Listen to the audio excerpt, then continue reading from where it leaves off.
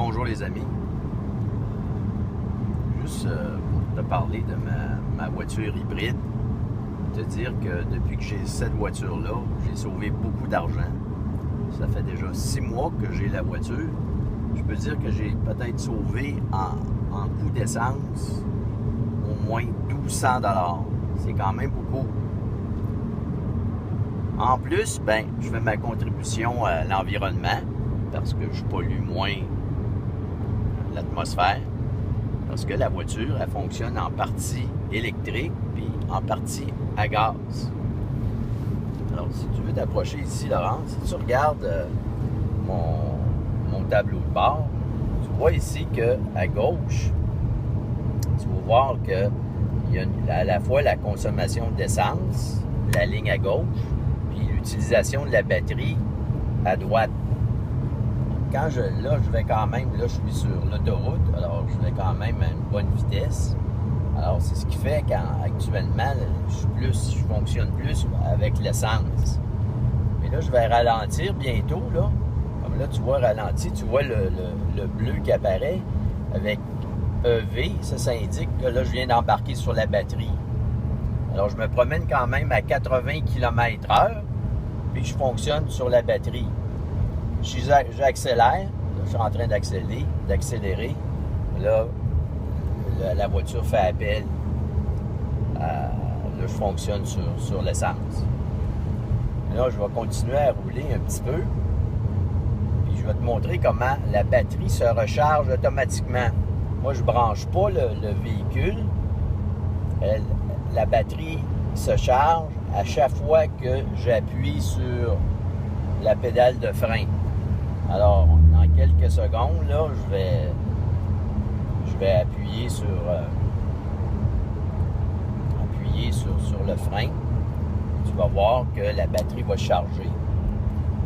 Alors, en attendant, je peux te dire que je suis vraiment content d'avoir fait ce changement de voiture-là, parce qu'avant, j'avais un SUV. Je trouvais ça pratique. C'était une grosse voiture. J'avais beaucoup d'espace. Je pouvais mettre les sacs de hockey, je pouvais transporter mes bâtons de golf. Quand on partait en voyage, j'avais beaucoup de place. Mais le gros inconvénient, c'est que ça me coûtait vraiment cher d'essence. Ce véhicule-là, il prend en moyenne 6,4 litres par 100 km.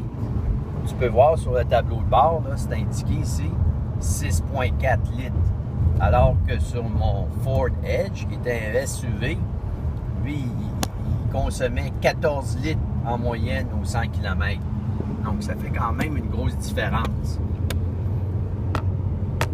Alors, je suis très content d'avoir fait le changement parce que, en même temps, je pense que c'est l'avenir, les voitures électriques. Ça permet d'être plus éco-responsable. On pollue moins l'environnement. On utilise moins d'essence. Puis là, moi, j'étais pas certain si je voulais aller à une voiture pleinement électrique parce que les bornes, ils sont pas disponibles n'importe où. Des fois, tu vas dans des endroits publics, puis il y en a, comme au centre d'achat.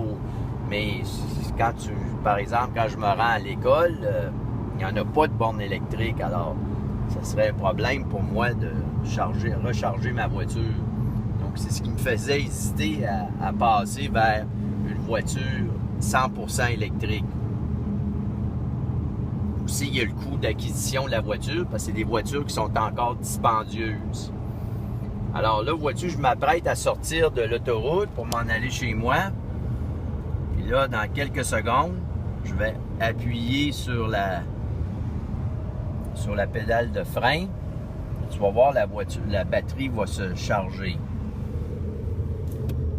Tu vois, là, ça indique, là, dépendamment comment j'appuie.